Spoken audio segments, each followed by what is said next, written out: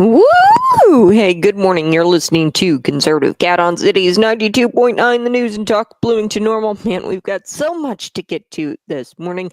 I hope that you've had a lovely weekend. Perhaps you're trying to get on a plane right now and you've tuned into this program and you're just having a hard time getting on a plane, and there's a bunch of people, talking on speakerphone, doing annoying things at the airport. I get it. Airports are the worst when you're traveling during the holidays. Airports during the holidays are worse, having to deal with other people who are traveling during the holidays. So it can be tough. We actually have a story coming up in just a little while. Barstool's president, Dave Portnoy. He's the president of Barstool Sports, and he speaks for all Americans when he talks about this guy. There's actually this viral video of him. He starts taking a video of him. He's flying commercial, and he starts talking about the guy on the speakerphone. So there's this guy, he's talking on speakerphone with his buddy. Like, who does that? There's just such weird things that people do in airports. The weirdest thing that I see in airports around the holidays would definitely be the masks. If you're still wearing a mask, you're definitely mentally ill. You can't change my mind on that. But at first, this Barstool's president, it looks like he's about ready to make fun of somebody wearing a mask in 2024, but then he makes fun of this guy who's on speakerphone and he's talking to his buddy. So let me know on the text line 309-451-9299. Are you traveling? Are you at an airport? Do you plan to be at an airport in a couple of days? Let me know how your holiday vacation was, how your Christmas was. I have a few headlines. One headline I really want to get to here in the 6 o'clock hour is Joe Biden's legacy, which is zilch, zero, none. He's got no legacy because he's senile, and he's going to go down as the president who went senile and had dementia, who got the office while having dementia, by the way. He was not well in 2020 when he won the presidency, but it's the biggest scandal. Everybody's talking about Elon and Elon being in the ear of President Donald Trump. You got to give me a break with all of that. The biggest scandal is who's pulling the strings of Joe Biden, who's the puppet master. I want to know. That's the biggest scandal, that they hid his condition for years. The Biden legacy, homelessness has reached new heights, new records, surging to 18% in 2024.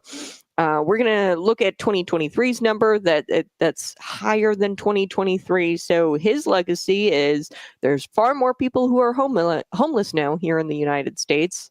Yeah, that's his legacy. So we're going to be talking about that. The COVID hypochondriacs, they're at it again.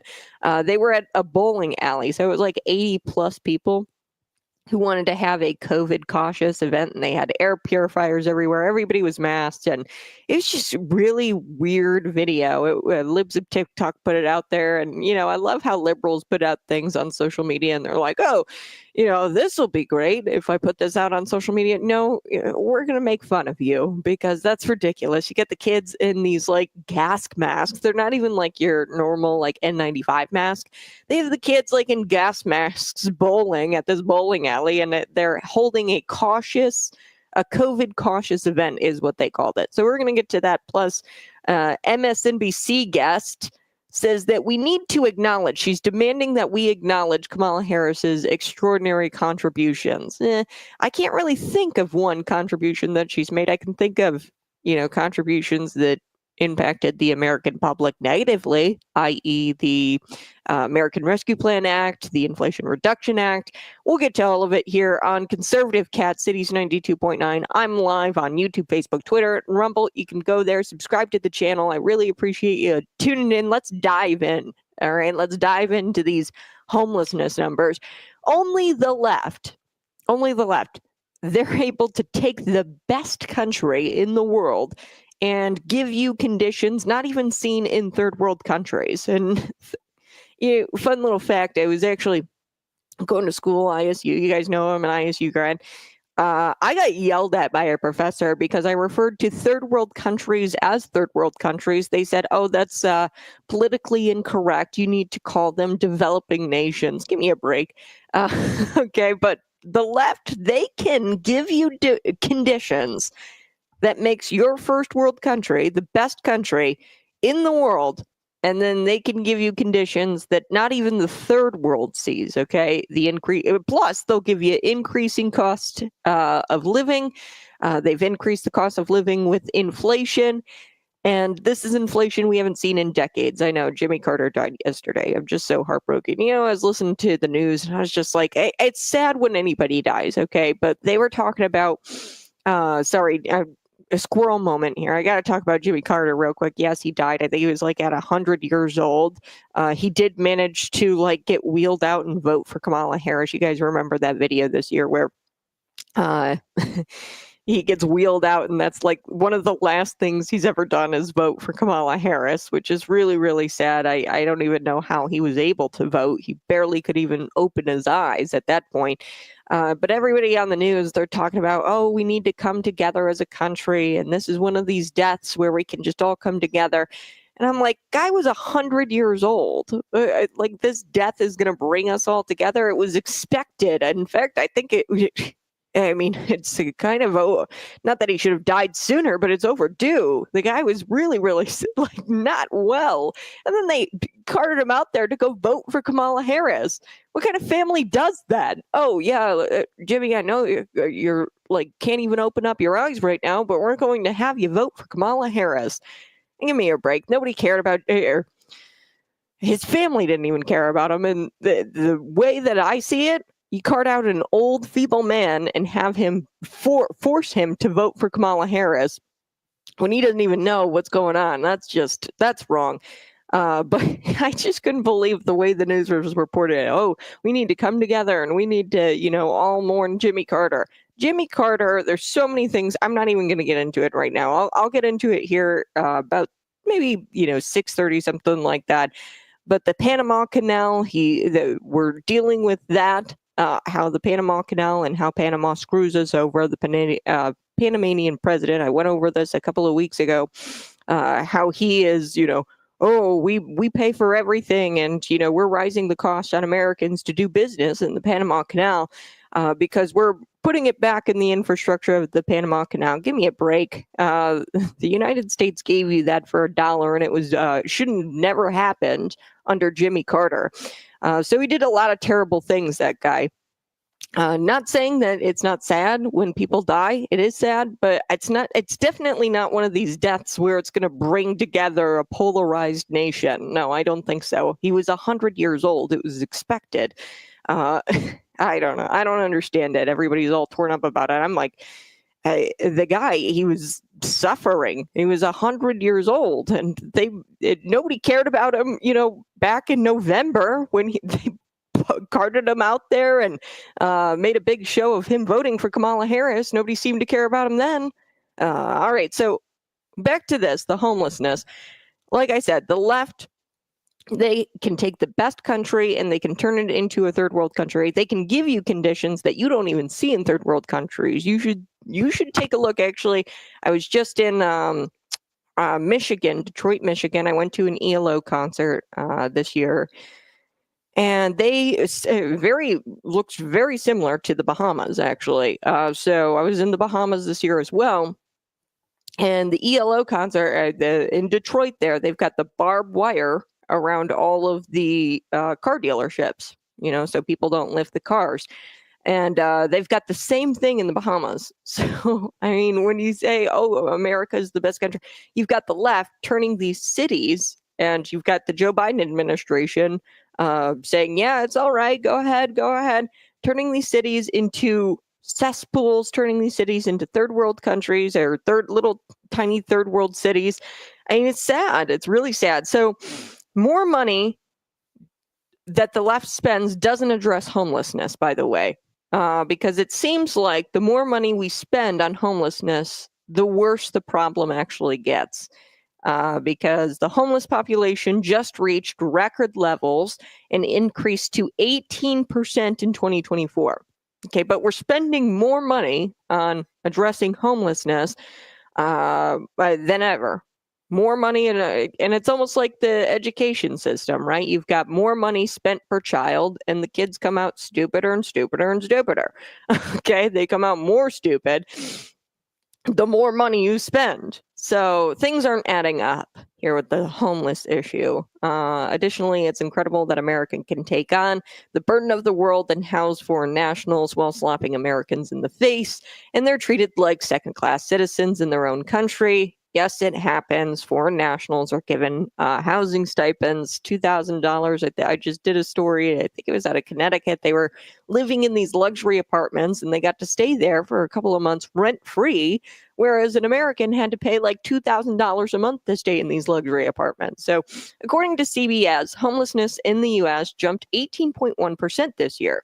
Wow, hitting a record level, with the dramatic rise driven mostly by a lack of affordable housing, as well as devastating natural disasters and a surge of migrants in some regions of the country, federal officials say.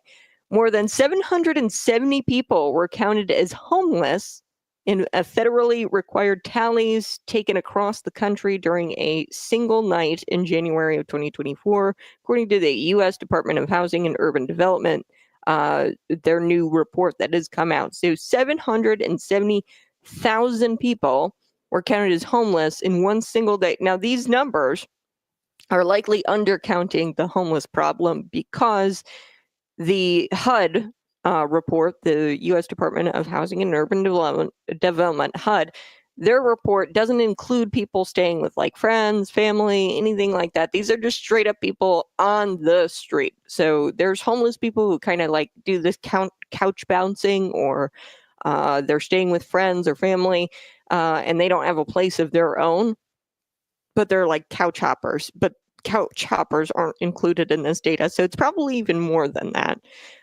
So maybe, just maybe, the problem has nothing to do with a lack of housing, and really what I think it has everything to do with is foreign nationals. Foreign nationals, that's what's really probably, I mean, you're taking out all of the supply and giving it, you're increasing demand. And I'm going to blame Canada, of course. Canada and their cheap lumber, and them dumping their lumber into the United States and closing up all of our American production of the lumber industry. I think that's a big problem with the housing industry as well. But mainly, I would say it's the importing foreign nationals who this doesn't do much of anything to keep the cost of housing down. Okay, the foreign nationals are the problem. I don't think it really has anything to do with the lack of housing. If it does, it's definitely Canada's fault because of the cheap lumber that they're dumping into our country. I would say in violation of trade agreements. There's subsidized lumber from Canada. We can't compete with that. Our lumber is closing up. Hopefully Trump fixes that with hefty tariffs. But the jump comes on top of a 12% increase in 2023. So it increased in 2023, but it also increased more in 2024. And HUD blamed the soaring rents and the end of pandemic assistance. So they're saying, oh, because we didn't have federal money in people's pockets, the federal COVID checks in people's pockets, and the rents went up. That's why the homelessness increased in 2023. Finally, in 2024, they're admitting that, oh, yeah, it could be a little bit of the foreign nationals, but really it's a lack of housing. It's a lack of the actual buildings being built, which I'm not saying isn't a contributing factor, but largely I really do believe that it's the importing of foreign nationals. The 2023 increase was also driven by people experiencing homelessness for the first time. So 100% foreign nationals. In 2023, we had the border crisis. We've had the border crisis since Joe Biden got in. I'd say it started right around 2021 with this huge surge of migrants just pouring over the border. You guys remember the caravans, the migrant caravans just coming over the border. What's interesting about this is that while illegal immigration increases, so does the homeless population. You see, now, so much so that one may argue that it's all by design. Maybe they want Americans to be homeless. Maybe they want to provide illegal immigrants. I really do think so. I'm at a point where I think that the illegal immigrants are getting the housing, and in exchange, the illegal immigrants have to vote in the next election or register to vote in the next election. That's what I really think is going on. It's a Democrat voter drive. So The fact that the cartels made record profits under the Biden administration has added to the mess, and Americans are becoming increasingly hooked on fentanyl. So you've got homeless population, fentanyl, and maybe it's all by design. So that way the cartels can make record profits under the Biden administration. And who knows? Mexican government, our government getting kickbacks from the cartel. Who knows? So again, there seems to be a direct correlation with the illegal immigration and the homeless population, the American homeless population, and the left calls this the compassionate thing to do. Let's just let them all over, open borders. Oh yeah, it's so compassionate. It's deranged that they think this, and it's exactly why we're in this mess. It's exactly why we're in this mess. I do have to take a quick break, but you're listening to Conservative Cat on Cities 92.9, the news and talk of Bloomington Normal. When we come back, I'm going to be telling you about this MSNBC guest. She's demanding that you acknowledge Kamala Harris and all of her extraordinary contributions. I'm telling you, I mean, if you can text me one contribution, one positive contribution this woman has made, I mean, I would be shocked. My jaw is going to hit the floor if you could text in 309-451-9299. One positive contribution Kamala Harris has made in her entire political career. I'll give it to you. Not even just her vice presidency, but her entire political career. One positive contribution. My jaw's going to hit the floor. All right, I'll be right back. You're listening to Conservative Cat on Cities 92.9. Hey, go ahead and smash that like button and share this out with your friends. I so do. Happy New Year. I appreciate it. We know third world cities here in Illinois. Chirac, only about an hour north of where I live, Pontiac. So I would say Pontiac, an hour north of there. I haven't been there. I haven't even heard of this place, but I've seen it. I've definitely seen it. Like I said, I went to Detroit, Michigan. It almost looked identical. In fact, I think it looked a little worse because Detroit just was straight up abandoned. There's just nothing there. Whereas in the Bahamas, yeah, you had, stray dogs walking around and a lot of people everywhere. And I don't know if that's better or worse, the straight up just abandoned city, or if you have a city just crawling with all kinds of people in the streets and stray dogs.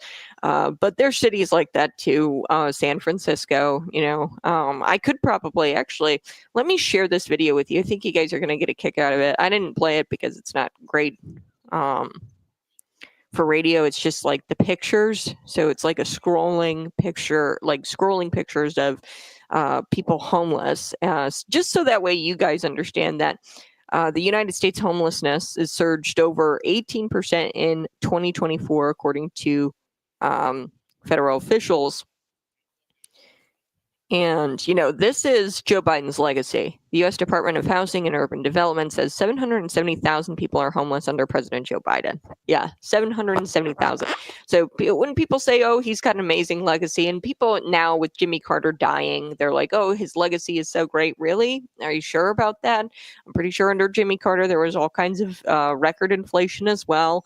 Not to mention, he sold out the Panama Canal right underneath of the United States. Now we're dealing with that. The fact that they're charging Americans a ton of money to just do business on the, Panama Canal.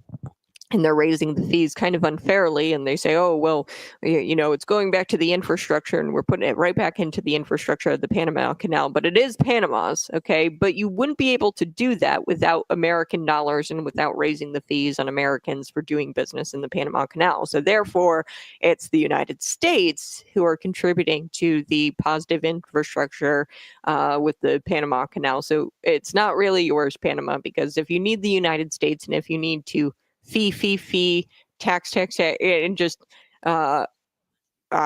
charge the United States to run it, then most likely it should belong to the United States. But really, I think it's a negotiating tactic. I don't think that he's going to take away the Panama Canal from Panama. But quite frankly, that was all Jimmy Carter. He screwed that up. We could have had the Panama Canal and reaped the benefits of being the owners of the Panama Canal, whereas now you have Panama reaping the benefits of the Panama Canal.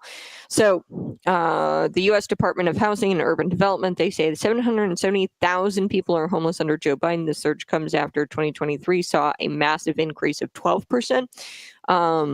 No American should face homelessness. And the Biden-Harris administration is committed to ensuring every family has access to affordable, safe, and quality housing they deserve. Okay, number one, this is just, like I said, housing is not a right. Housing is something that you have to work for as an American, much like your food. If it requires somebody else's talents or labor to provide you that housing, then it's not a right. Okay, it's not a human right. Now, your life is created by God, and it doesn't take the talents and labor, well, your parents, of somebody else to provide you that life. But then you've also got liberty, life, or liberty, your freedom, the pursuit of happiness, all of that. That is all unalienable rights by God. Then you've got endowed by a creator, right? So then you've got people out there, the left, saying that, food is a right, housing is a right. I mean, no. These are things that you have to work for, and you have to use your talents and ability to go do. So this is a video. I'm going to share it here. Let's see. I'm sharing. This is really sad. Oh, I hate watching this. But you guys need to see it. Here we go. So this is the homeless population in, I don't know where this is at. I think this is in the United States. I mean, conditions not even third world countries see, folks. You got people high on fentanyl. It gets worse.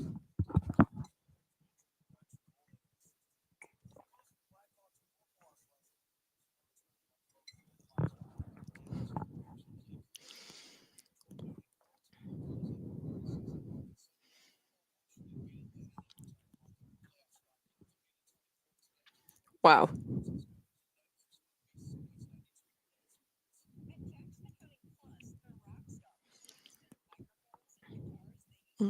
Look at all the graffiti. Everybody's high on fentanyl. It's so sad. This is in America. Not even third world countries look like this. This is all things. This is Biden's legacy right here. This is Joe Biden's legacy.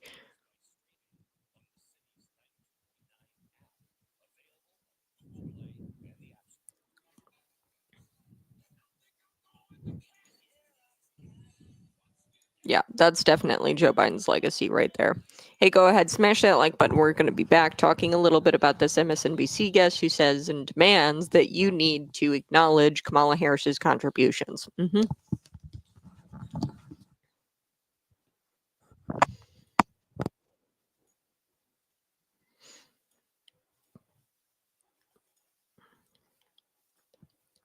Woo! Hey, good morning. You're listening to Conservative Cat on Cities 92.9, the news and talk Bloomington Normal. So do appreciate you tuning in each and every single day. Now, it's interesting. You look at illegal immigration, as that increases, so does the homeless population. That increases. It's increased again under the Biden administration, and that's his legacy, folks. And, Jimmy Carter, rest in peace.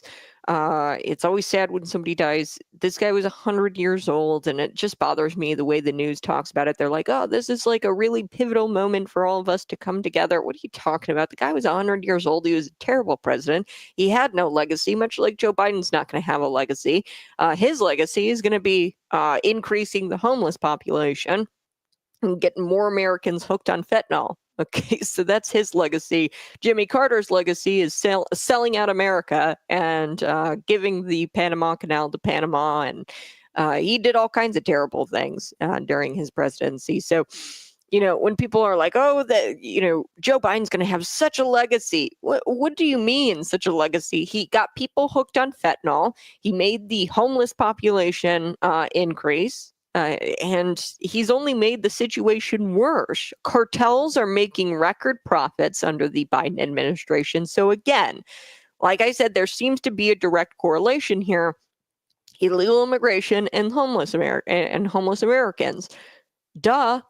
Okay, you've got an increased demand if you import thousands upon thousands of illegals in a city, and there's no houses to build for those illegals.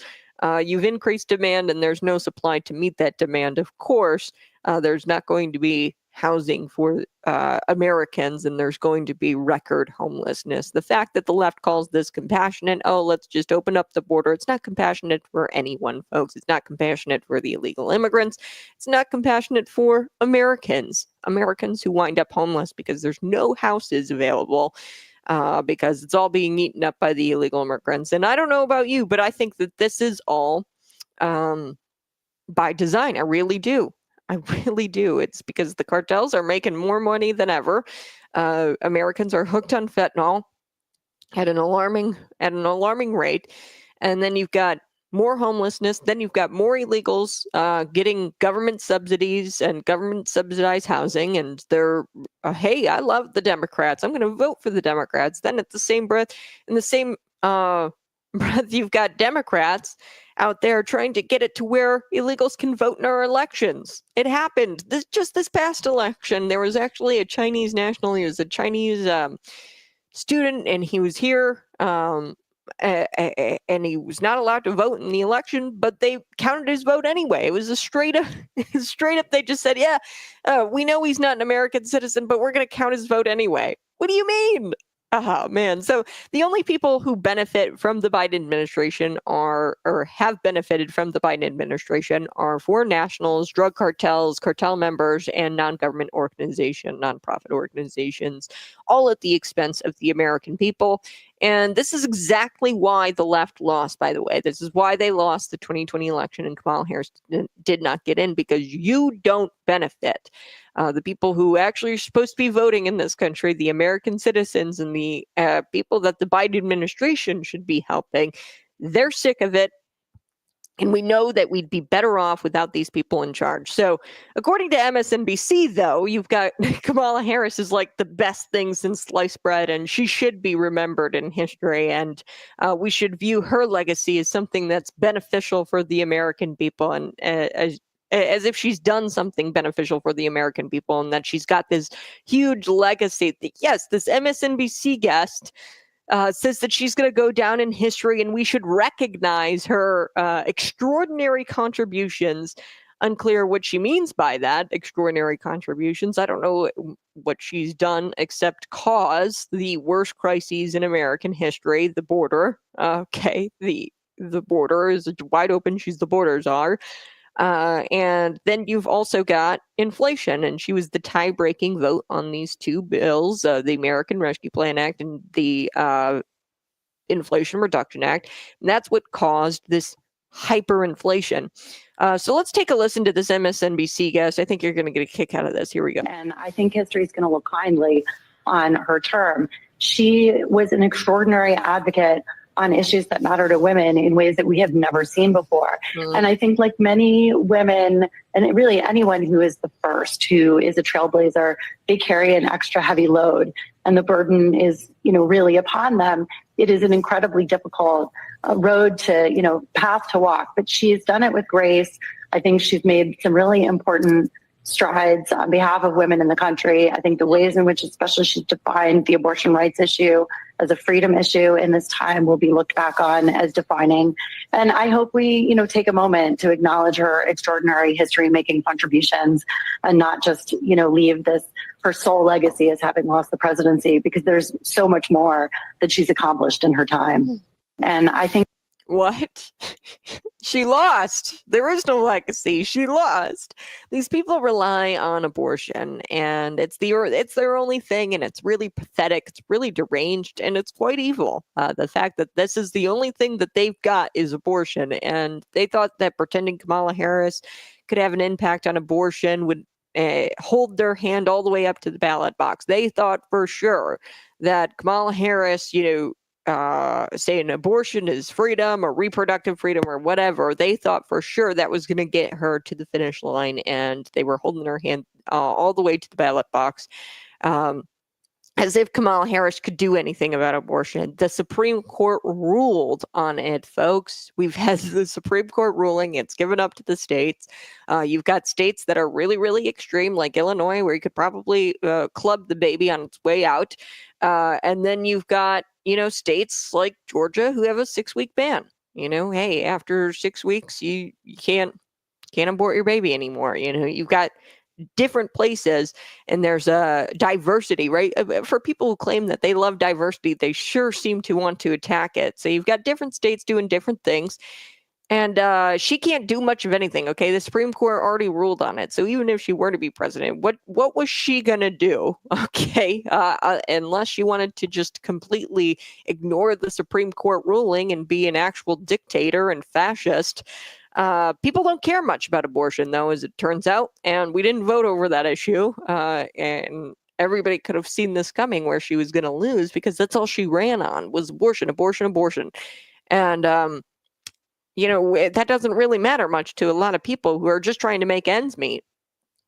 So if we're going to talk about accomplishments, we shouldn't rely on, these broken promises. She promised, to address the abortion issue and,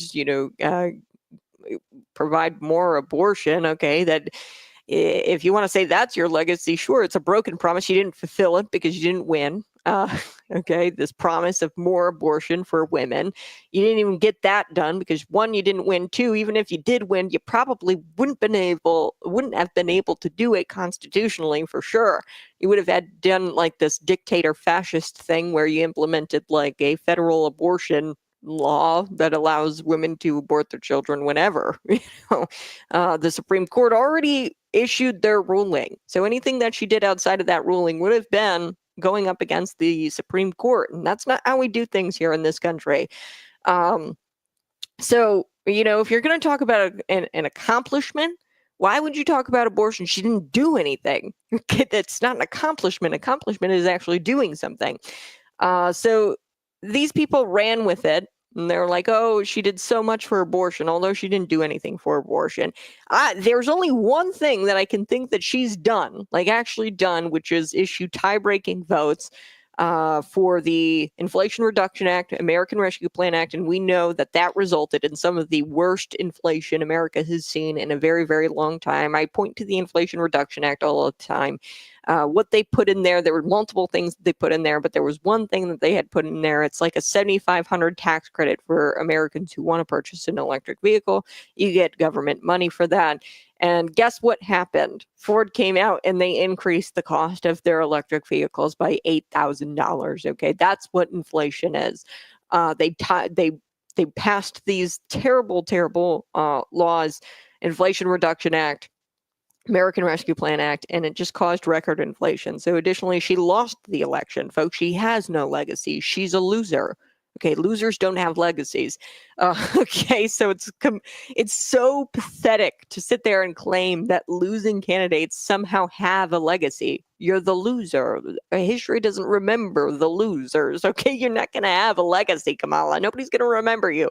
Nobody's going to remember you probably 6 months from now. But she is going to be remembered. I will say this.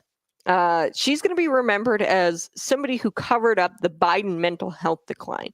Okay, later when the history books are written, I'm telling you, this is the biggest scandal. And not to mention, we're going to talk about it in our history classes. She assisted in the Democrats' de facto coup and tried to oust the president, because of his mental health decline, and they installed somebody to run against Donald Trump. This is going to be talked about in our history books, and she's also in charge of one of the worst border crises in history, so she's going to be remembered, just not very positively. We're going to remember her as the fascist dictator wannabe who didn't primary or didn't run in a primary, obtained no votes, and then somehow secured the Democrat nomination.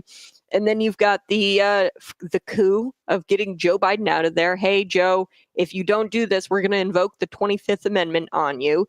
And then she also oversaw the worst border crisis in American history. So, progressives, they can say all they want, and the left, they can say, oh, she did extraordinary history-making contributions or had extraordinary history-making contributions. That's what the MSNBC host did, or said. I'm sorry, but there's just no way. She's probably going to go down as one of the worst vice presidents in American history, and the voters are going to have to deal with her mess. We're going to have to deal with her border. We're going to have to deal with her tie-breaking votes on the Inflation Reduction Act. We're going to have to deal with that for decades. Okay, they've messed it up so bad. I know Donald Trump could come in, probably make it a little bit better. But I mean, we're going to be dealing with these issues for decades and decades. So yeah, I would call that extraordinarily bad what they've done. So I got to take a quick break. But you're listening to Conservative Cat on Cities 92.9, the news and talk Bloomington Normal.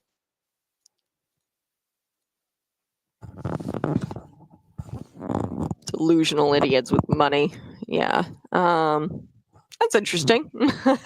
Got a possum on top of my fence this morning, not hurting anybody. The dog wants out there.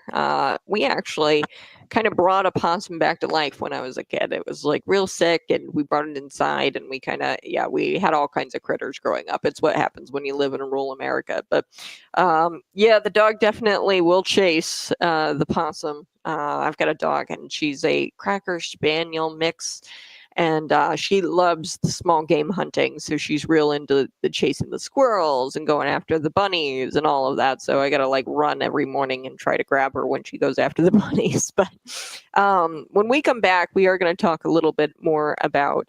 Actually, I want to shift gears a little bit. I want to talk about COVID and the COVID hysteria and how it's still around even in 2024. So I don't understand. What do you think? If you're still wearing a mask in 2024, is that person mentally ill? I think it is. I think there's no other way of putting it. I think that if you're wearing a mask in 2024, even though Fauci has come out and said that the protocols were arbitrary, the 10-foot social distancing thing wasn't real, and I don't know why you would be putting face tapers on your face. I mean, it just doesn't make sense.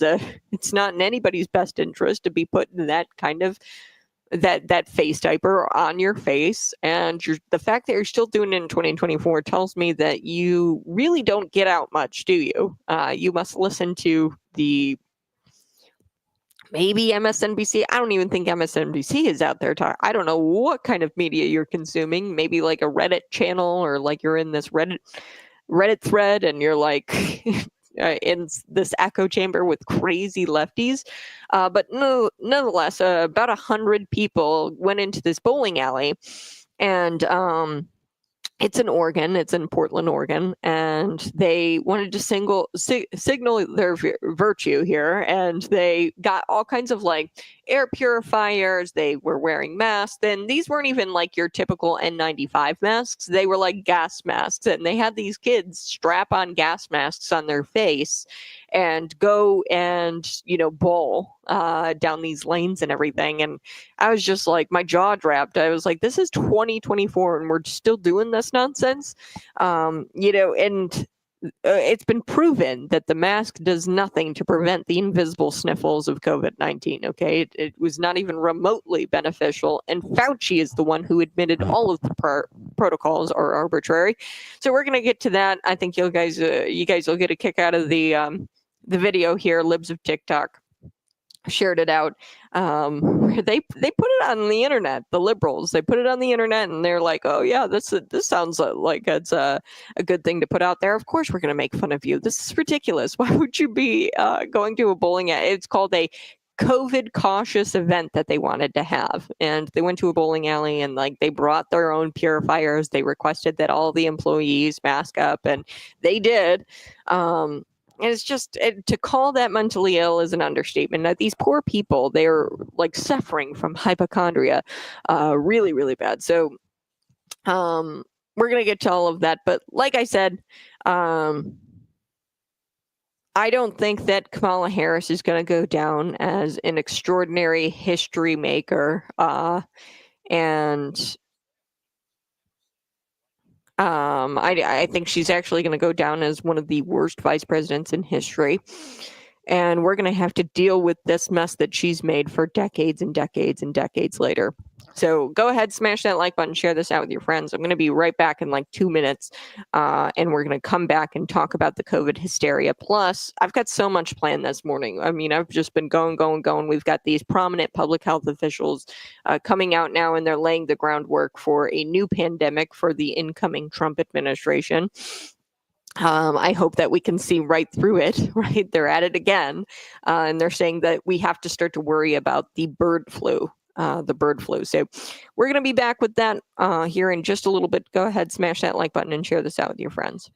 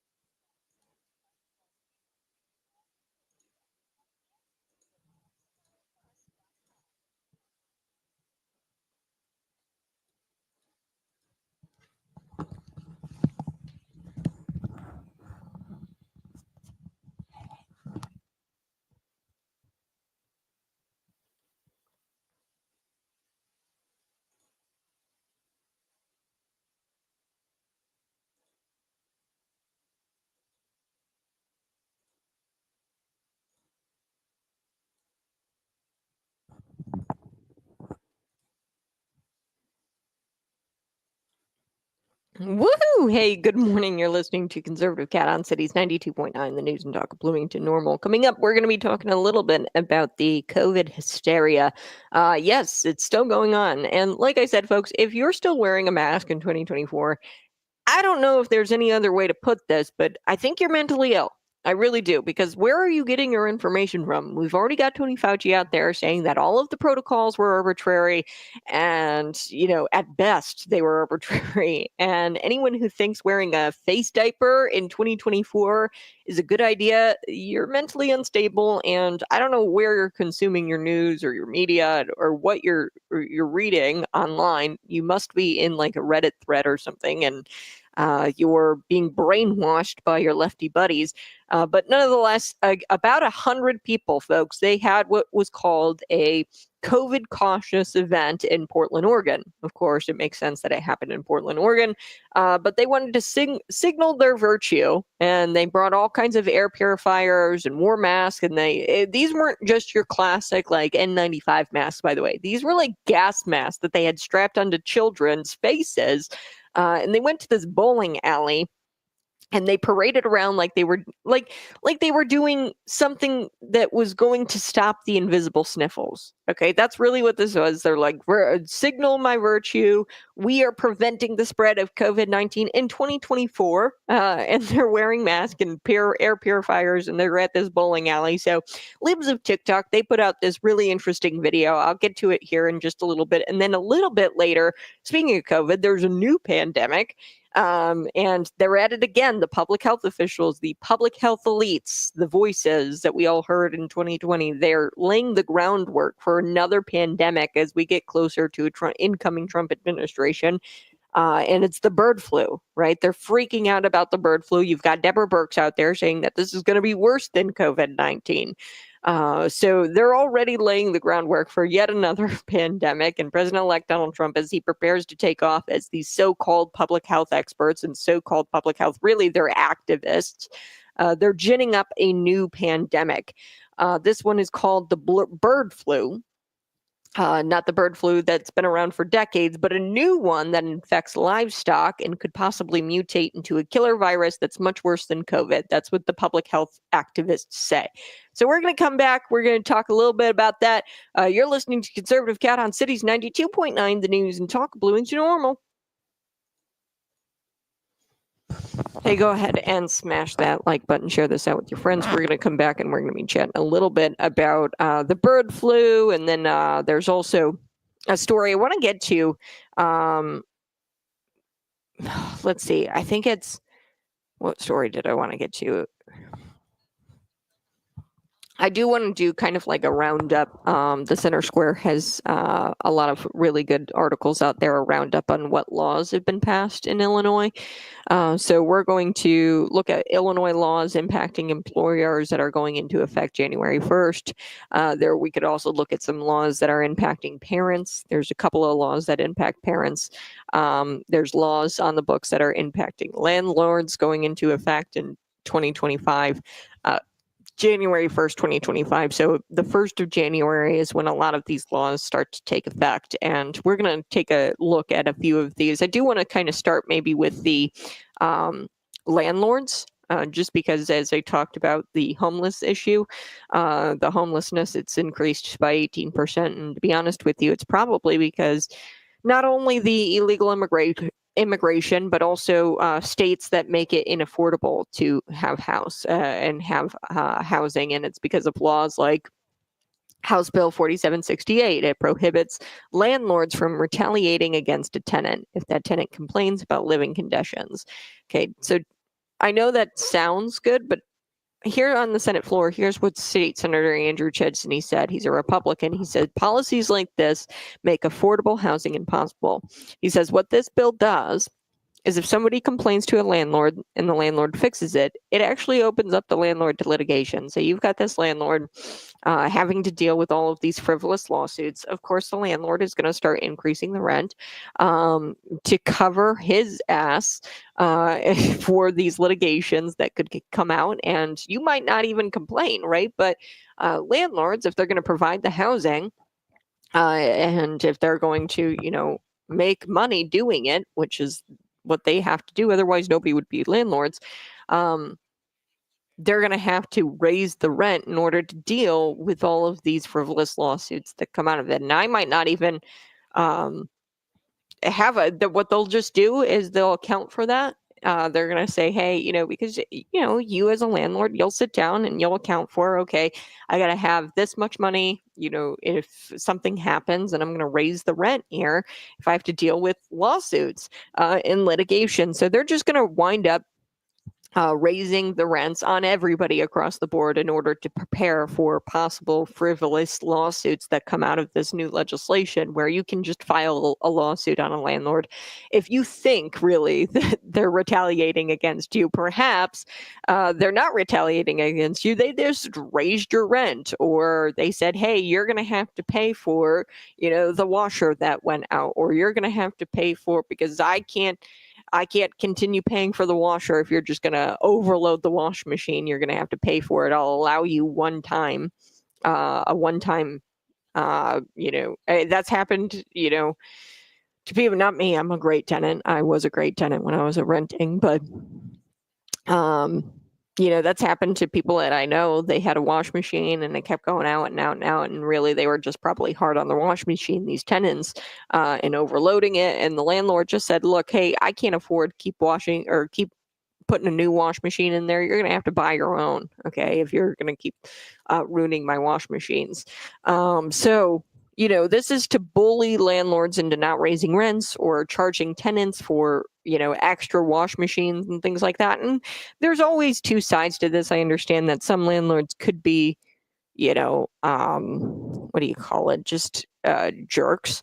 And if that's the case, go find a nice landlord. You know what I mean? And if you aren't comfortable with the rent, or if you think your landlord is hiking your rent for retaliation or hiking your rent for no reason, then go find somebody somewhere else to live. You know what I mean? But this is what ultimately raises the cost of housing. It's by putting mandates and making it easier to sue landlords for stupid things.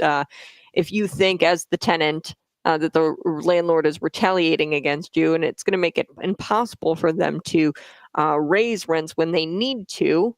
So what they're going to do is just raise rents across the board to cover the cost of these litigation of these frivolous lawsuits. So we're going to get to that here in just a little bit. You're listening to Conservative Cat on Cities 92.9.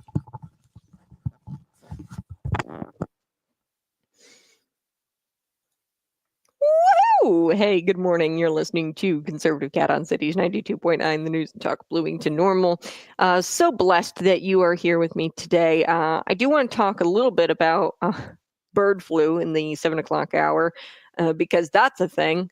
Public health officials and public health experts, they're coming out and they're saying, oh, well, we have to be careful, bird flu. And I think that bird flu is going to be worse than COVID. Yeah, so the incoming Trump administration is going to have to deal with this bird flu.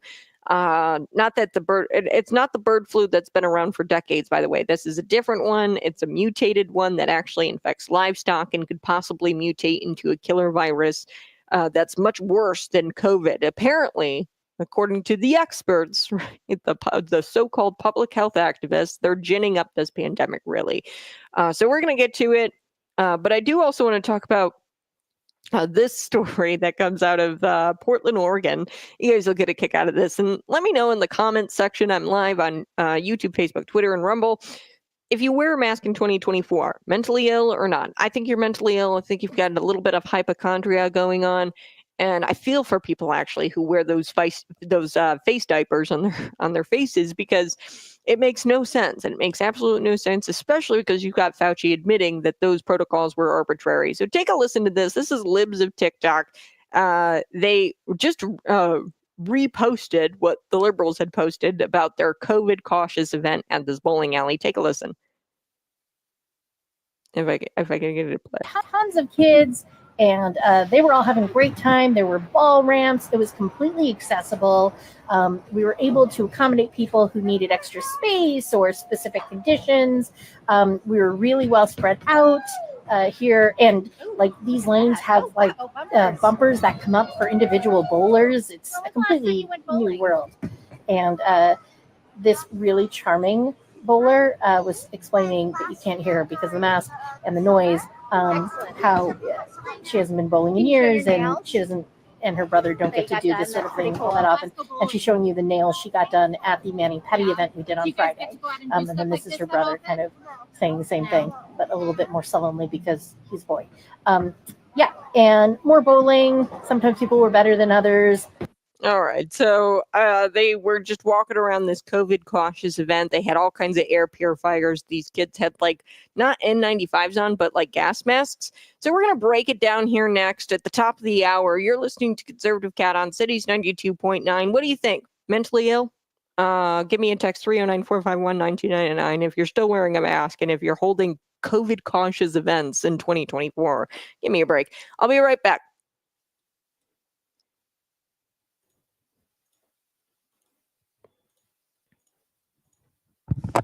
All right, folks. Yeah, this is an absolutely wild here. I'll continue to play it. I'll play it from the beginning. You guys will like it.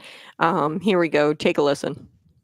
Hey, I'm Amanda, and come with me as 80 of my COVID cautious friends go bowling in Portland, Oregon. We were super thrilled to have Kingpins open before hours for us and agree to mask. We had about 80 people, including kids of all ages and adults, come out and join us this morning from 9 to 10:30. Check out those Aranet numbers. That's because we had purifiers up the ass. We also had this adult-only section that was really great. Here are a bunch of adults who are in a separate area away from the kids. And but we had tons of kids, and they were all having a great time. There were ball ramps. It was completely accessible. We were able to accommodate people who needed extra space or specific conditions. We were really well spread out here, and like these lanes have like bumpers that come up for individual bowlers. It's a completely new world. And this really charming bowler was explaining that you can't hear her because of the mask and the noise, how she hasn't been bowling in years, and she doesn't, and her brother don't get to do this sort of thing all that often. And she's showing you the nails she got done at the Manning Petty event we did on Friday. And then this is her brother kind of saying the same thing, but a little bit more sullenly because he's a boy. Yeah, and more bowling. Sometimes people were better than others. This guy was a real spoiler because there's always got to be one. And yeah, everybody just had this like fantastic time, and it was amazing. And the employees were all totally okay masking for us. And the employees were all like totally okay masking for us. Come with me as I, do this COVID cautious event. Really weird. And I love this comment. These are presumably the great-great-grandchildren of the pioneers who traversed America in covered wagons. What the hell happened? Yeah. I think about that all the time. Like, how in the world did we get from there to here? Where you've got people like, gosh, I don't even know. The Pilgrims. I did actually a Thanksgiving special a couple of months ago, and if you guys haven't seen it, go check it out. It's archived on YouTube, The Real Story of Thanksgiving. And you've got these amazing pilgrims who, boarded the Mayflower, and there was about, I think, 40 of them or something, and they came up with this, Mayflower Compact, and it was kind of like the first, Constitution. And it was in the 1600s, they were fleeing for religious persecution, and they were fleeing to have freedom of religion, freedom of worship, and they wanted a better life, and they all got on this, and they literally got to America. And, imagine the Northeast, but no buildings, no roads, no nothing. It's just rocks, okay? Rocks, and it's cold, it's freezing in the middle of November. And you've got all these people who were like, okay, let's try to build a camp and let's try to build something here. And the fact that you've got people who are willing to get on this ship, get packed in there like little sardines on this like tiny little ship.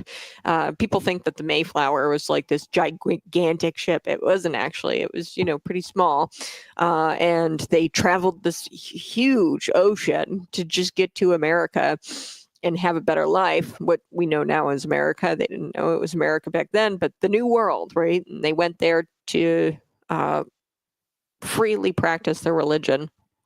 And it was just a bunch of guys from Holland. They were in Holland, these pilgrims, and they had, buckled shoes, and they liked cheese, and they were just, normal humans. And the fact that they got into the ship and, started a new life, I don't know where we went wrong, but clearly we're not like that anymore, as we're holding COVID cautious bowling alley events with air purifiers and gas masks because we're afraid of this invisible virus.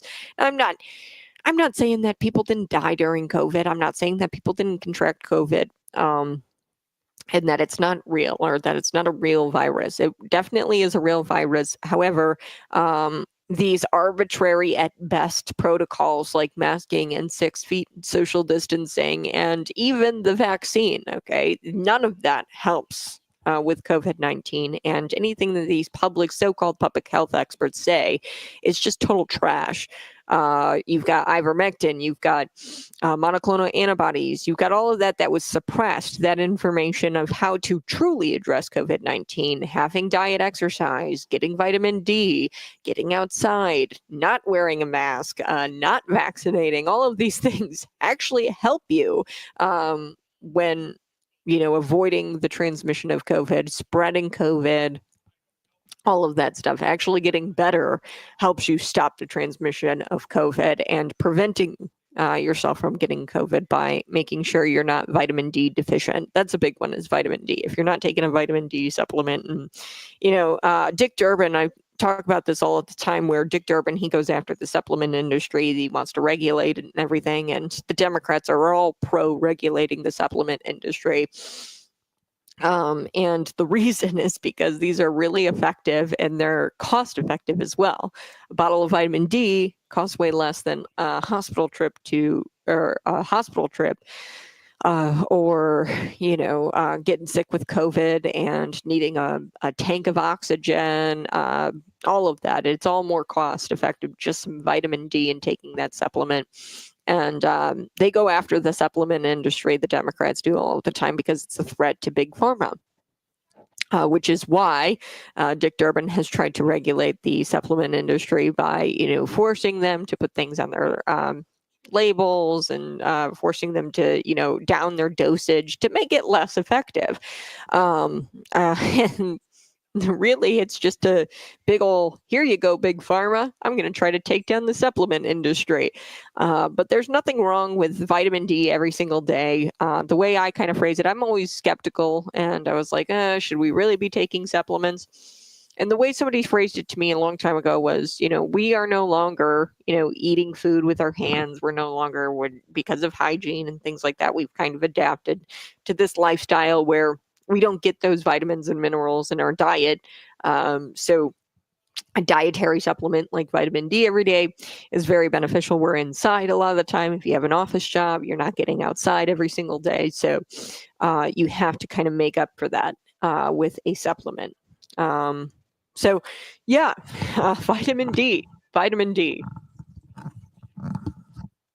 Hey, good morning. You're listening to Conservative Cat on Cities 92.9, the news and talk of Bloomington Normal.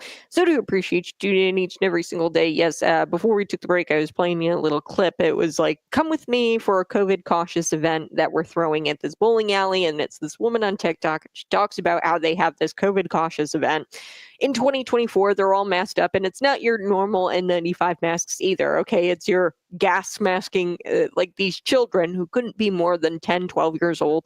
And they're in these gas masks. So sad, especially because we know all of the evidence proves that COVID doesn't affect children in the same way that somebody who has comorbidities, somebody who's fat, somebody who's old, that's actually going to harm children way more than it would actually help children. Before I took the break on the stream, I was telling folks, look, supplements, vitamin D. We have adapted our lifestyle as humans. Somebody actually texted in, and I love this comment. These are presumably the great-great-grandchildren of pioneers who traversed America in covered wagons. What the hell happened? Yeah, I know. I just don't even understand how we got here, where you've got people, it was like about 100 people who had this COVID cautious event, and they brought in air purifiers. They forced the employees to wear masks. They forced the kids to wear these gas masks on their face while they went bowling, which is just so tragic. And it mentally ill, I think, is an understatement. I don't know where these people are getting their information, but we know that Tony Fauci came out and said that all of this was arbitrary. The masking, the 6 feet of social distancing, even the air purifiers have not been proven to stop the transmission of COVID. That was all arbitrary science at best. They came up with all of it. They just pulled it out of their butts, and they were like, yeah, let's do it. There was no evidence that any of that helped. But we've still got people in 2024 doing it. So all the evidence proves that these people are lunatics, and it's unclear why they're actually ignoring the science. The true science, vitamin D, ivermectin, and antiviral, getting outside, breathing fresh air, going out and exercising, like all of this, monoclonal antibodies. There's a lot of things that actually help with treating the symptoms of COVID and stopping the transmission of COVID. Unfortunately, all of that was suppressed, and now you've got people in 2024 who are still masking, doing the social distancing thing, and they're doing the air purifier thing. None of that helps, none of it. But what does help is having a little bit of ivermectin on hand, vitamin D every single day, exercise.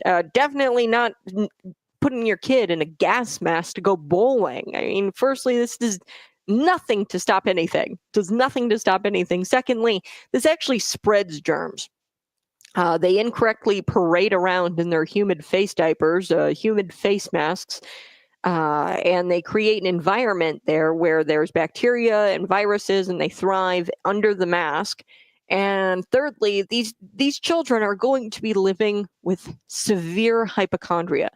Okay, you've masked a healthy child who has virtually no possibility of getting COVID anyway to begin with, especially if they're, getting outside and, taking vitamin C and vitamin D every day. And if you're doing the right things, these kids would never get COVID.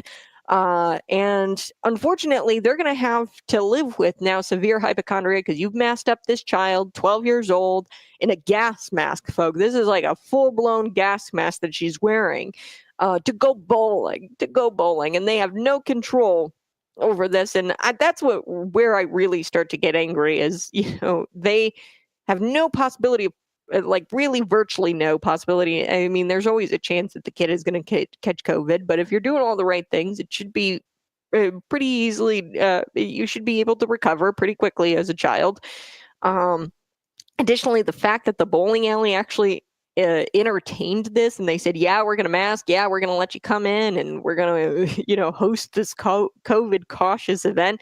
I mean, it's kind of unsurprising because it was in Portland, Oregon, this bowling alley. But I mean, come on, these poor kids, they're going to have a forever fear, a long-term fear that they're going to catch an illness that they have no control over. And they're taught that they have no control over catching this illness when in fact they do have control over it. You have control over catching COVID. Just be healthy and try to be as healthy as possible. And, things happen. And hopefully you have an immune system that can fight it off. It's just extremely sad, especially like in this video when the girl claimed it was her first time bowling in years. My heart just like dropped into my stomach. I was like, oh, what are these parents doing to this poor girl? They're doing this to them, and it's not even remotely justified, gas masking your child to go bowling, because they'll just catch the invisible sniffles. Even if they get COVID, it probably is asymptomatic. They probably won't even have symptoms. And even if they do, most likely they're going to recover. So the invisible sniffles of COVID-19 hardly affect children. We knew that nearly day one of COVID-19. So it's all really extremely sad. They're progressive lunatics, and if they want to live in their pandemic bubble, that's totally fine. I actually have no problem with them, Jose. It's a free country. Do whatever you want. You want to be a hypochondriac? Go be a hypochondriac. Where I start to get upset is this whole, we're going to force it on the kids.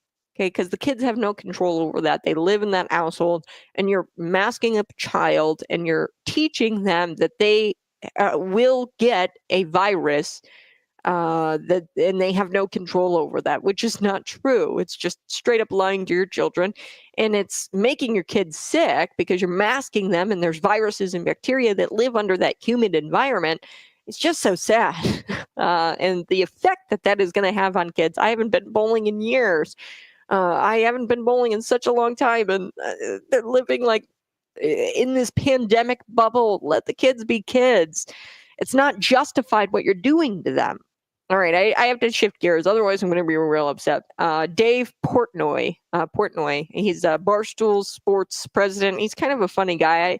I don't watch him a whole lot, but he says, look, we live in a society, and he's blasting this guy for being at an airport and listening to his phone on speakerphone. Okay, now I'm not going to lie. I've done this like maybe once, maybe twice. It's because, I was washing my hands in the bathroom, or, my hands were full and I was, had speakerphone on and I did it in public. But airports are the worst during the holidays. I don't know if you're in the airport today. Perhaps you are and you're listening to this program.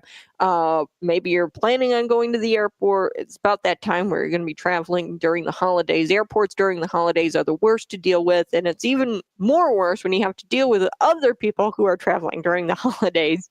But this Barstool Sports president, his name is Dave Portnoy, and he speaks for all Americans, I think, who when he blasts this dude, for speaking on speakerphone at the airport. Okay. Now, at first, I think that this president, like when I scrolled past this video this morning, I was like, oh, is he going to make fun of this woman for wearing a mask? I sure hope so.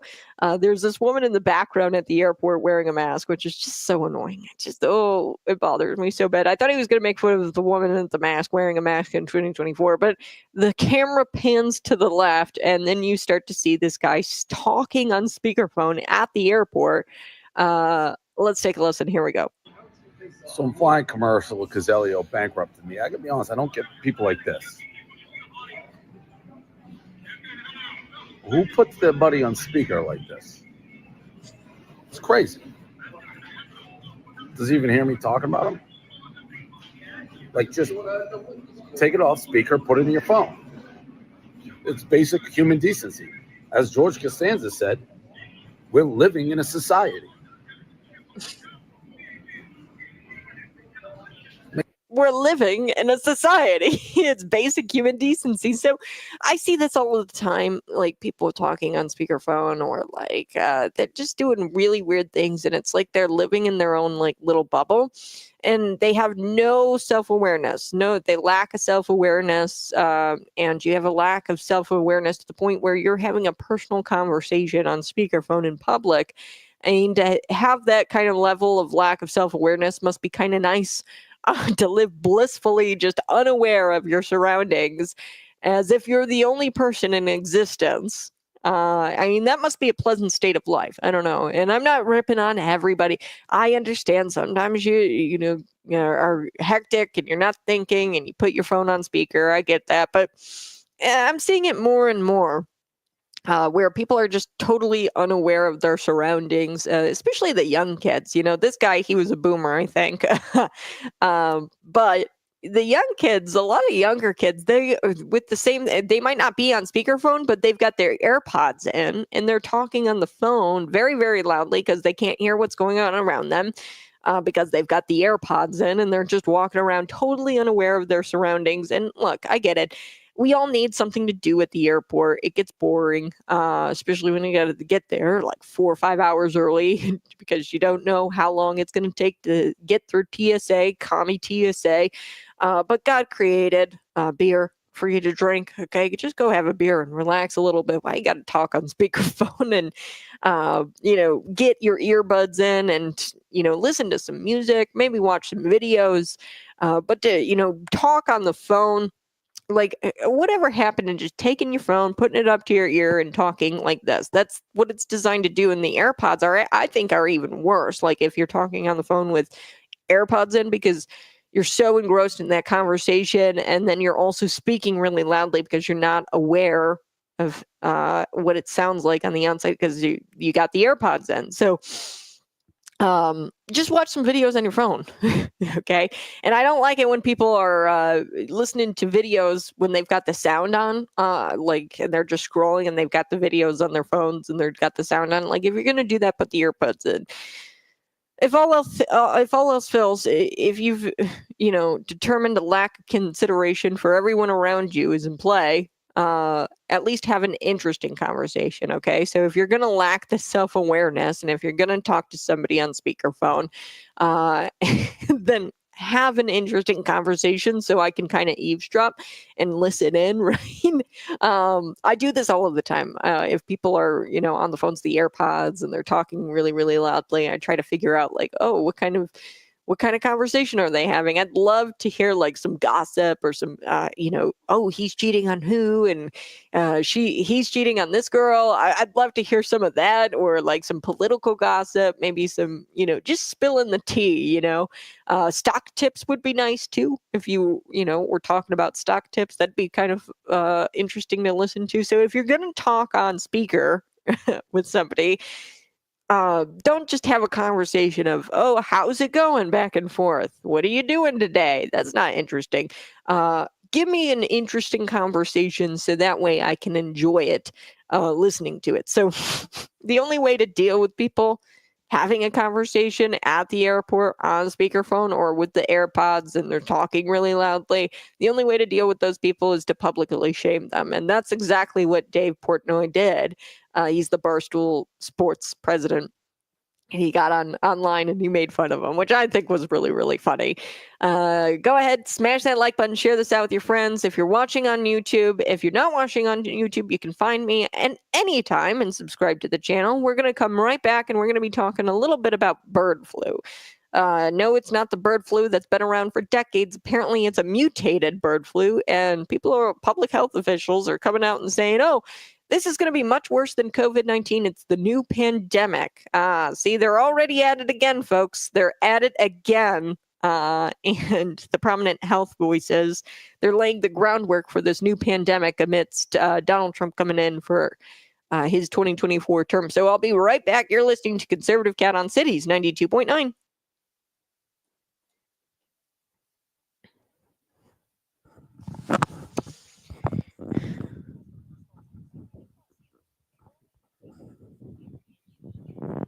Hey, good morning. Go ahead and smash that like button.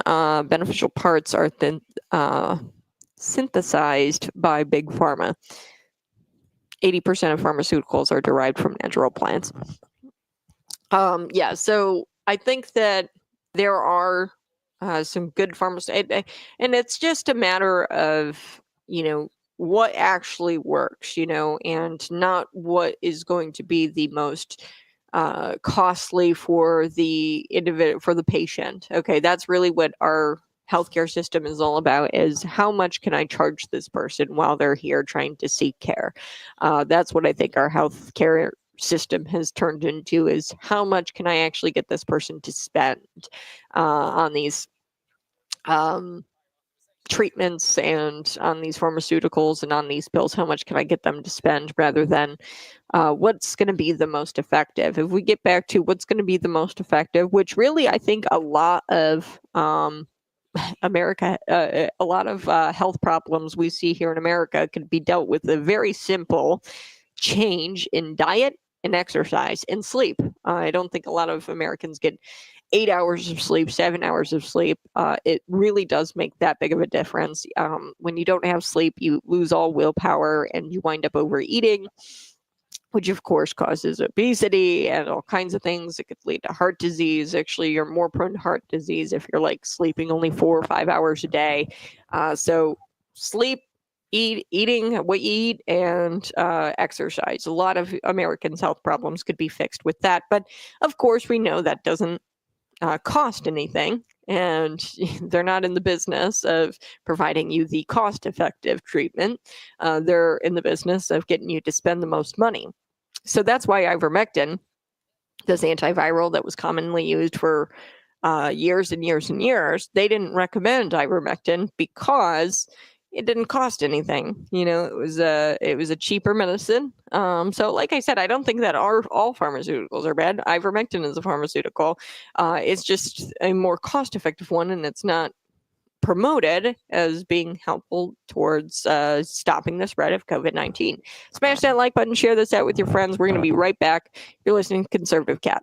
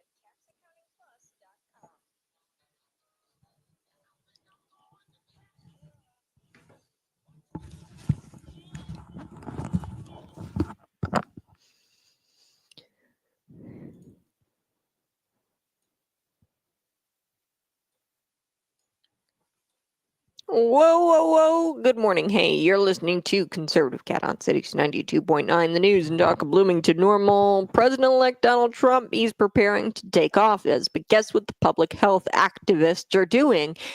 They are ginning up a new pandemic. That's right. This one is bird flu, not the bird flu that you know about and that's been around for decades. This is a different one because I guess the new one infects livestock and could possibly mutate into a killer virus that's worse than COVID.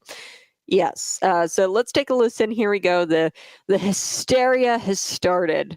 Concerning new CDC report on the first severe human case of bird flu in the U.S. Samples taken from a patient in Louisiana show mutations that could make it easier for this virus to spread from person to person.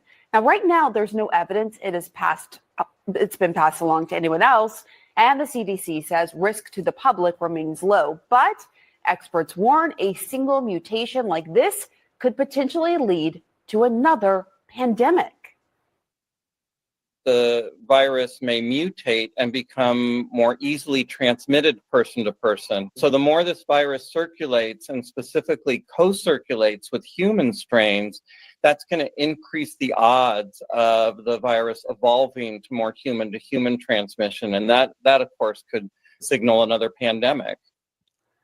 Joining us now is Dr. Deborah Birx. You may remember her as the response coordinator for the White House Coronavirus Task Force in the first Trump administration.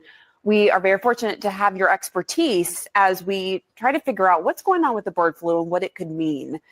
So far, 65 human cases of bird flu have been reported in the U.S. this year, all contracted by animals. But now we have this new mutation in Louisiana. How worried should we be about bird flu potentially becoming another pandemic? Well, I love the way you said 63 cases, because I have no idea how many cases there were or are, because our number one principle in preventing pandemics is detect. And if you go to the CDC website, you can see that they're monitoring more than 10,000 exposures, but they've only tested 530. What does that mean? That means we're not testing enough. And we know from other viruses that a lot of the spread can be asymptomatic. So we're kind of have our head in the sand about how widespread this is from the zoonotic standpoint, from the animal to human standpoint. Now, also remember, most of those cases described to date happened in the spring and the summer, not when we had H1N1 circulating right now, when we're running the flu pandemic throughout the United States. So we have rising flu cases, and now we have still zoonotic events coming. So now you've set up for potentially a farm worker getting H5N1, also getting the current flu strain, and reassorting in that individual. To me, that's almost a bigger threat to these mutations happening in individuals over time. When you say reassorting in that person, what does that mean? Okay, so the H5 virus, which doesn't adapt too well to our upper respiratory tract and is preventing us from getting infected, but infecting cows. And Oh, I can't stand it. I just can't stand it. They're at it again, folks. They're at it again. The incoming Trump administration is going to have to deal with this. No, she goes on. She's been on a media tour. Okay, farmers need to say no. Get off my property. Do not comply. Deborah Birx is saying that we have to test every single cow in America on a weekly basis for bird flu using PCR. Okay, so this is all a money scam. They want to pump as much PCR tests out there. They want to pump as much testing out there so that way people can make money. Take a listen to this. The hysteria is on full blast. She's again on a separate CNN appearance, Deborah Birx, talking about how we need to vaccinate every cow and we need to test every single cow for this bird flu. We're not testing to really see how many people have been exposed and got asymptomatically infected. We should be testing every cow weekly. You can do pooled PCR. We have the technology. The great thing about America is we're incredibly innovative, and we have the ability to have these breakthroughs. We could be pool testing every dairy worker. I do believe that there's undetected cases in humans because we're once again only tracking people with symptoms. When we did that with COVID, the virus spread throughout the Northeast undetected. because it took a long time to get to the vulnerable individuals. But in the meantime, thousands, hundreds of thousands of people were infected with asymptomatic or mild disease and never came to medical attention. We have to switch from symptoms to actually definitive laboratory testing. We have the capacity. We're not testing. We're not testing enough. We're not testing enough. That's what Deborah Burks. She is on full blast here, folks. One more clip I want to play. This is really important stuff. Take a listen to this. This is Deborah Burks on CNN. Circulating. So now we're entering a much more dangerous period, yet we're still not testing. And we should be providing tests free of charge to dairy farm workers so they can test anonymously weekly, because they'll want to know if they have both cases of potential flu co-circulating in their own body to protect their families. People are very smart. I find the American public to be incredibly smart. If you tell them the risk and you give them the tools. Gosh, I find the American public to be incredibly smart. Really? Okay. The fact that you have to come out and say that out loud tells me that you actually think that we're dumb. She's just so icky. They will utilize them to protect themselves and their family. So, given this double whammy that you laid out, do you think it's just a matter of time until there's just a full-fledged pandemic here? Did you know that? So yeah, she goes on and she says that there is definitely going to be a full-fledged pandemic and that it could potentially be worse than COVID-19. So she's not the only member of the gang here, folks, that is going out and stoking fear into Americans. She's not the only one. We've got who is it? The guy Robert Redfield. That's right. Trump's CDC director. The old gang is getting together. They're having a reunion and they are preaching doom via the bird flu. For months, they've been preaching this and they've been preaching doom, doom, doom, doom, doom. Here's Robert Redfield. Deborah Burks is not the only one. The whole gang is back together and they are stoking fear. Take a listen. I remember you told Chris not long ago that the bird flu could make COVID look like a little pandemic, which was quite alarming. I mean, is that really the case? Yes, Brian, I really do think it's very likely that we will at some time. It's not a question of if, it's more of a question of when we will have a bird flu pandemic. As you mentioned, unfortunately, bird flu has, when it does enter humans, has a significant mortality, probably somewhere between 25 and 50% mortality. So it's going to be quite complicated. Once the virus gains the ability to attach to the human receptor and then go human to human, that's when you're going to have the pandemic. And as I said, I think it's just a matter of time. All right. So they're stoking fear. I'm going to take a quick break. You're listening to Conservative Cat on Cities 92.9. This is it's just a bunch of baloney. There's one more person, abortion apologist and COVID panic spreader. Her name is Leanne Wen. You guys remember this woman. She was on CBS Face the Nation. She's a Chinese doctor who called for mandating the shots during the pandemic, the COVID pandemic, barring unvaccinated people from leaving their homes. That's how far this woman was. She's an extremist. And now she's advising the Biden administration to expedite the approval of Big Pharma's experimental mRNA bird flu shot before President Donald Trump takes office. So she's trying to get the approval of Big Pharma's experimental mRNA vaccine for the bird flu shot. I mean, we've heard this before. We've heard all of it before President Donald Trump takes office. So RFK can't stop 5 million doses from being distributed and mass PCR testing restart. So they want to get all the PCR tests out there. They want to get all of the doses of this experimental mRNA, bird flu shot. I mean, come on. Don't fall for it. Don't fall for it. I'll be right back. You're listening to Conservative Cat on Cities 92.9.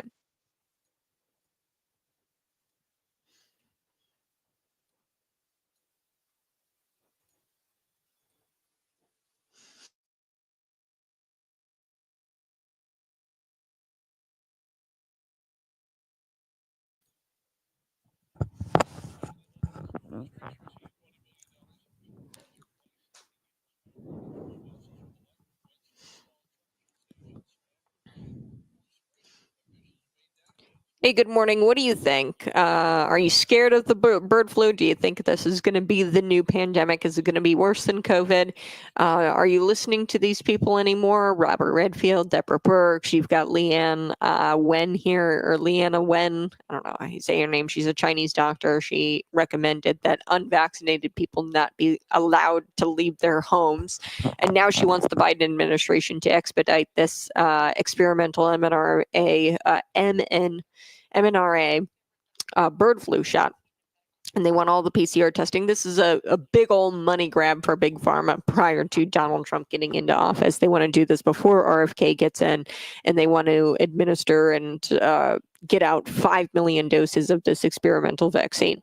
So you've got, so Scarf Woman, Deborah Birx, she's going to advise killing millions of cattle and millions of chicken. Food shortages are going to come again. Eggs are going to be $50 a dozen. Yeah, I've got the numbers here, actually. Durbin is trying to regulate holistic medicine. Yeah, because they're competitors of Big Pharma, and Dick Durbin is trying to, of course, regulate the supplement industry and place mandates on them and try to phase them out in order to give Big Pharma a hand. But here's the numbers. Nearly 1 million chickens and other poultry have been killed this year to stop the spread of the disease. And they show signs of wanting to go after cattle because, birds or something. I just don't understand. Like, if you ever grew up on a farm, they're probably killing these chickens by the millions. And I mean, chickens go after cattle all the time. Chickens go after humans. Chickens go after everybody because, I don't know, they're birds and that's what they do. You know what I mean? So they're killing off all of these birds who might not even really have avian flu or bird flu, whatever it's called, the H5N1. But it resembles it. Bird flu, H5N1, has been around since 1959. Okay, and I can't say with certainty that they are spouting nonsense here, but it definitely resembles something that we've seen before COVID-19. We have this virus, bird flu. You guys know what bird flu is. H5N1. This has been around for decades, but apparently, and it's been around since 1959. It hasn't shown a history of poultry-human transmission outside of China. So is this starting to sound familiar? Is this gain-of-function research? Is this the same thing that has been going on with COVID-19? I think so. The virus, they plow through these virus stories every single year, the media. And I think we get virus scares like on an annual basis at this point. As recently as August, okay, you guys remember monkeypox, okay, the monkeypox pandemic. They warned about that. Now they're warning about the bird flu. How do you react to this stuff? I mean, at some point, you're going to start to really say, hey, this is the boy who cried wolf. This is the boy who cried wolf. These people aren't serious. And it's a cast of characters demanding that we take this scare seriously. And I mean, at what point are we just gonna not listen to these people anymore? I hope we don't listen to these people. And this cast of characters demanding we take the scare seriously goes a long way toward undermining the likelihood that it's ever going to be anything. Okay.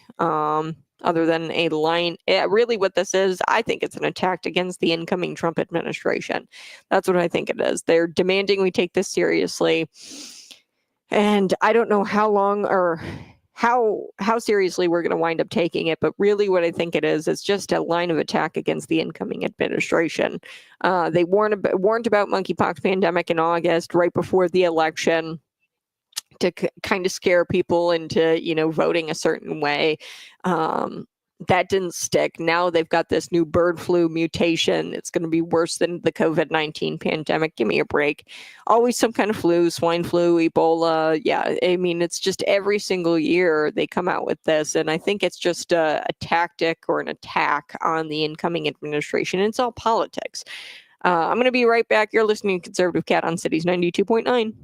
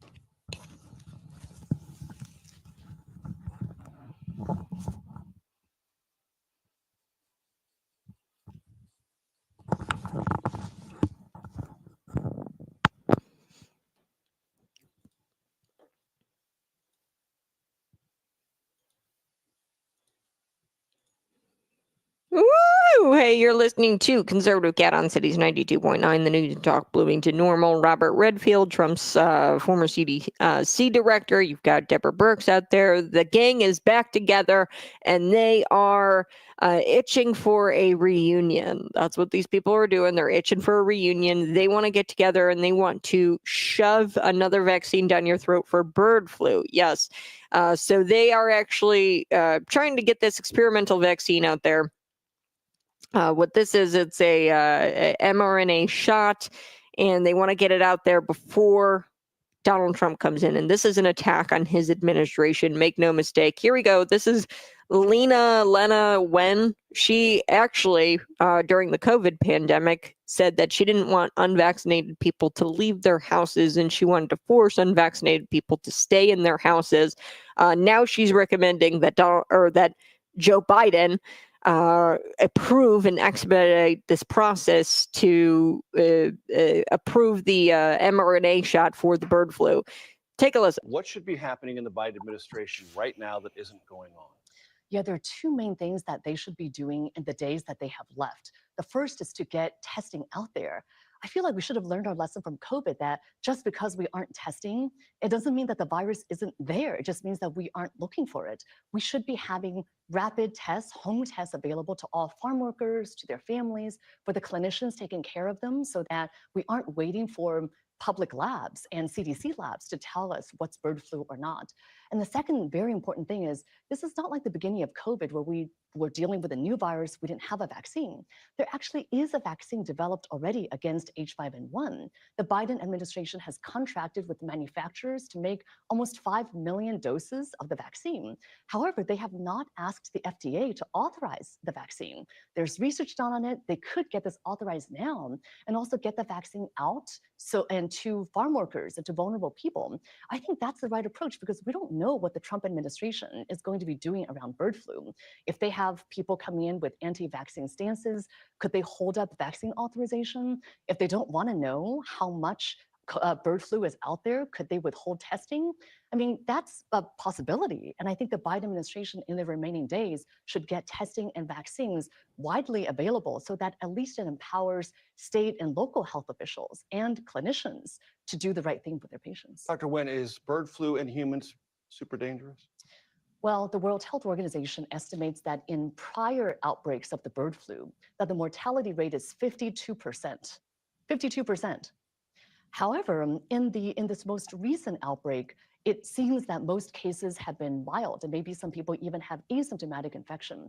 But the question is, we don't know what happens when bird flu affects more vulnerable individuals. People infected so far in the US have been mainly farm workers who are working, presumably generally healthy, as opposed to what happens when you get to children, to pregnant women, to older individuals with chronic illnesses. We don't know how deadly, how dangerous bird flu is going to be for those individuals. And again, that's one more reason why we don't want it to spread and acquire more mutations. Oh boy, they're at it again, folks. That was the Chinese doctor, Liana Wen. So she mandated shots during the pandemic, the COVID pandemic, and she wanted to bar unvaccinated people from living in their home or leaving their homes. And she is now advising the Biden administration to, of course, expedite the approval of this big pharma experimental mRNA vaccine for bird flu now, before Donald Trump takes office. You see what's going on here? It's a big money grab. Okay. They want to release as much PCR testing as possible. They want to release all of these 5 million doses. They want to get those distributed before RFK can stop it. And nearly 100 million chickens, folks, and other poultry, they've been killed this year to stop the spread. So can somebody say $50 a dozen for eggs? That's probably what we're going to be seeing here. And they're trying to cause as much chaos on their way out. And really what this is, it's an attack. It's an attack against the Trump administration. They want to make it tough for him in his last term here. I like what Chad had texted in. He says, the major powers that fear Trump want to get this bird flu epidemic in place as quickly as possible to stop and slow down and disrupt his last term as much as possible. In addition to the harm they'll cause with those that do take the mRNA vaccine. So this is experimental as well, this mRNA vaccine. What kind of harm are they going to cause with people who actually take these, if they wind up doing this, which I'd imagine they're going to do, the Biden administration, 5 million doses. If they get those out, that's 5 million people that they could potentially harm with this experimental vaccine. The FDA hasn't approved it. They're trying to expedite this approval. I mean, it all sounds just like COVID-19. And I can't say with certainty that this is all nonsense, but it resembles the COVID-19 pandemic, which we know was nonsense. Okay, so the bird flu H5N1, COVID, it was SARS-CoV-1 or something like that. There was a virus that had been around for decades, and it mutated, and it had never shown signs of transmission outside of animals. But bird flu H5N1 has been around since 1959, and it hasn't shown a history of poultry-human transmission outside of China. Doesn't this sound familiar? Gain of function research. Is this a mutated virus that can affect humans now because they're doing biowarfare weapons and they're testing all of that there in this lab? And at what point are we going to say, enough's enough, China, you can't be doing this. It violates the Geneva Convention. You can't be testing out biowarfare weaponry and bioweaponry. You can't do that. It's against the Geneva Convention. You can't be doing this anymore. I mean, at what point are we going to hold these people accountable, and how many people are going to die in the process, and how many people are going to be infected or have vaccine injuries? I'm getting pretty sick and tired of this. And not to mention, I mean, there's all kinds of virus scares that just plow through the media every year. I think a couple of months ago, and this was definitely a last-ditch effort before the election to try to sway people to vote a different way, the monkeypox pandemic, right? In August, we were warned about the monkeypox pandemic, and, you know, the way we react, how you react is very, very crucial here, because we can't just take these cast of characters, the Deborah Birks, the Robert Redfields, the Tony Faucis. We can't take these people seriously, because if we do, we're going to wind up really just destroying Donald Trump's chances here, because they're trying to attack him in this incoming administration. They're trying to attack him with this, and really our reaction to this is how far it goes. If we don't react, and if we, treat it like the monkeypox pandemic, where nobody really reacted to this thing, it's all a matter of our reaction to it, the citizenry, you, me, how we react to this. If we jump into this mass hysteria that we did with COVID, we're going to have no chance. The economy is going to be just completely decimated, and Donald Trump is going to have to, respond and react correctly too, and not listen to this cast of characters demanding that we take this scare seriously. Like I said, I think it's another line of attack against the incoming administration. These scares, they happen almost annually, about annually, sometimes 2 times a year, like we did this year with monkeypox. But don't take I really am not taking any of this seriously, but they're trying to grab all the money that they can with the 5 million doses in the PCR testing. I got to take a quick break, but you're listening to Conservative Cat on Cities 92.9, the news and talk Bloomington Normal.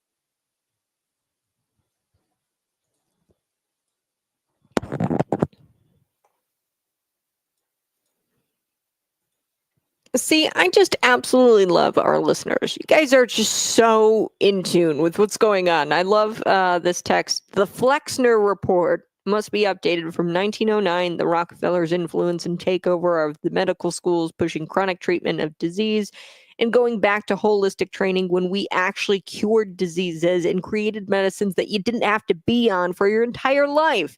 That hasn't happened since 1945. So this is all systemic, where they're, getting you on medicine for chronic diseases, and they're not actually curing diseases anymore. No, that's not even the approach. That's not what's taught in school. It's all treatment. How do we treat the chronic disease? And we never actually cure it. Every medicine now for chronic diseases, you have to take your entire life, which is profitable if you take a medicine that cures the disease with just a dose. How is that profitable for the pharmaceutical industry? It's not. So the best way I can kind of explain it, ivermectin. It's a very simple antiviral. Now, viruses, we know we can't cure it, but it can definitely slow down the spread of the virus. It's a very common antiviral. And I'm not a doctor by any means, but this is just common sense at this point. An antiviral, something that stops the viral spread, like ivermectin. It's a parasite. COVID-19 is a parasite. And if you just take something as simple as an antiviral, you're going to have a lot of success with that. A lot of people have reported success with that, and it's cheap. It's cheap to make. And that's why they don't want you on it. And that's why they suppress it. That's why I couldn't get it during the COVID-19 pandemic. At a normal pharmacy like CVS, I had to go to the black bag doctor to prescribe it because no doctor would actually prescribe it. Then I had to try to figure out how to get it from a pharmacy. It was like a family-owned pharmacy, so thank God I got it. But I like how this text goes on. It says, every medicine now for chronic diseases, you have to take your entire life, which is profitable if you take that medicine and it doesn't cure the disease, and you just take it to treat the disease, and you're not actually curing the disease. But if you look at medications that were designed in the early 19th century, they actually cured or stopped the symptoms, such as Tylenol and early antibiotics. These are things that have actually stopped and actually cured your symptoms forever. You take some Tylenol, it stops your symptoms, but they don't make medicine like that anymore. Things that actually stop the symptoms, things that actually cure your ailment. Antibiotics early antibiotics actually stopped the symptoms and actually cured the bacterial infection. Antivirals, ivermectin has been around for ages. But those haven't been invented since then because of the Rockefeller influence. You guys are so up to speed, and I'm so grateful that you guys listen to the program. Now, I gotta go for the rest of the day, but we're gonna be back at it tomorrow morning, bright and early. We're actually gonna do a roundup. What I'm gonna do is laws that are taking effect in Illinois starting January 1st, laws that impact employers, laws that impact parents, laws that impact landlords. So that's definitely going to be the show you want to listen to tomorrow morning. Bye-bye. I love you. Be blessed. And tomorrow's New Year's Eve. I'm excited for it. So join me tomorrow morning, bright and early, 6 a.m. Bye-bye. Love you.